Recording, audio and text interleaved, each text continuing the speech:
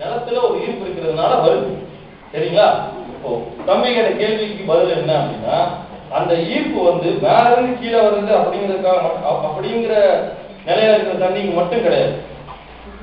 ஆத்துல பெரிய கடல் இருக்கு இல்லைங்களா, கடல்ல இருக்கிற தண்ணி அதுக்கும் ஒரு அதை நோக்கி ஒரு ஈர்ப்பு சக்தி அது மேல இருக்கு.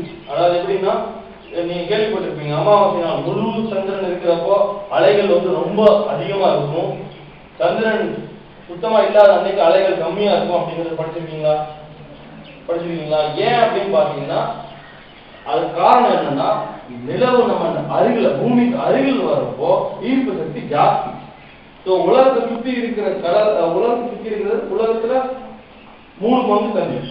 அந்த தண்ணி அந்த வந்து அந்த நிலா வந்து அந்த நிலாவுடைய ஈர்ப்பு சக்தி தண்ணியை இருக்கு. சரிங்களா? அந்த ஈர்ப்பு சக்தி தண்ணி மேல இருக்கு.